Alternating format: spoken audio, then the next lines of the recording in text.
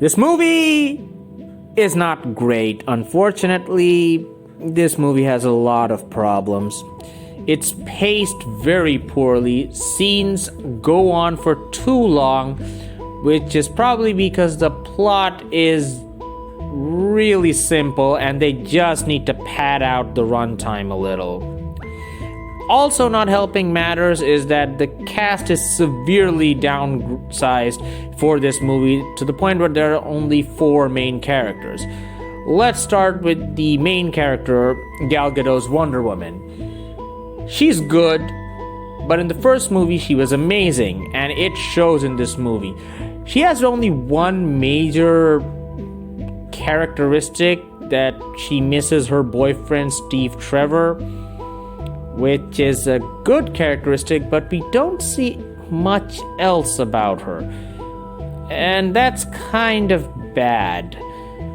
Still, Gal Gadot is an amazing actress. She's doing an amazing job.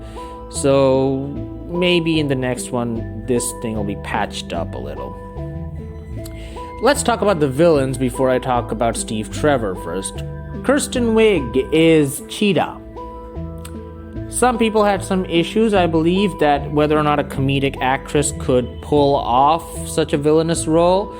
She does an okay job.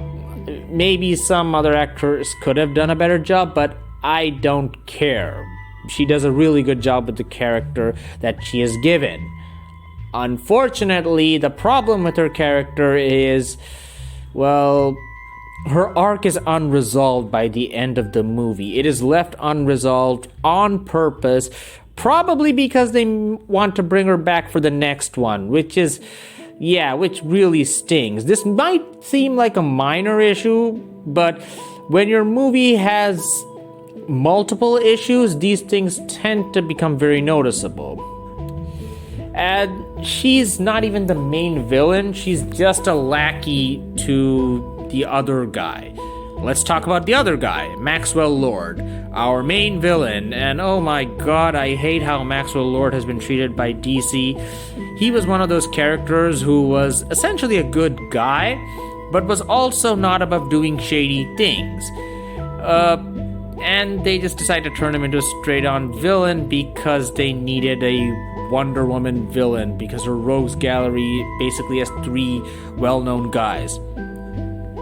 Fingers crossed for Cersei in the next one. And yes, some people would like to say whether or not he is like Donald Trump. He is. Only in the very superficial way. See, the thing is, he's mainly portraying an 80s businessman, which is kind of fair. That's what Maxwell Lord was originally. The problem is between that aesthetic and the fact that he has a nosebleed once while he uses his powers are the only things connecting him to comic book Maxwell Lord. His powers aren't even the same powers he had as in the comics. They do try to humanize him and mostly succeed, although I will say the route they take is completely dissimilar to the one in the comics and is something that has been used a little too often in shows like The Boys to humanize characters, that I feel that this method is going to lose its effectiveness very soon. Finally, let's talk about Chris Pine's Steve Trevor.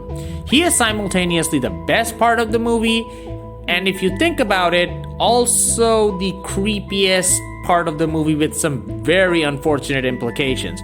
He is the funniest part because he's now the man out of time. He has a role reversal with Diana, as well as the fact that he's also the heart, a role that he's played to perfection in 2 movies now.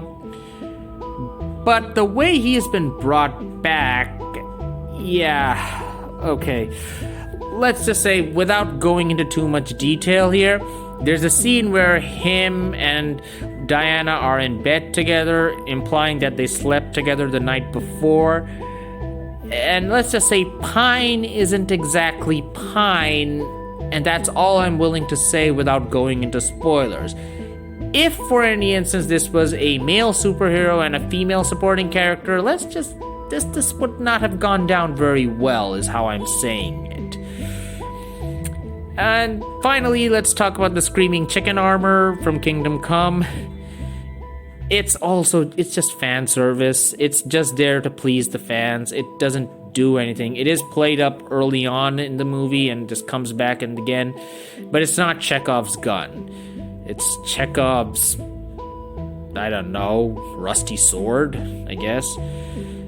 And also a certain actress who is well attached to Wonder Woman history also makes an appearance, but she's also just fan service. And at the end, that's how I just rate this movie. Just fan service. A lot of great actors putting on some decent roles, but not really being given a lot to work with. And hoping that this fan service will carry the movie through. I'm a little disappointed. I wasn't expecting this to be a 10 out of 10 amazing movie, but I was expecting a little bit more after the first one. Anyway,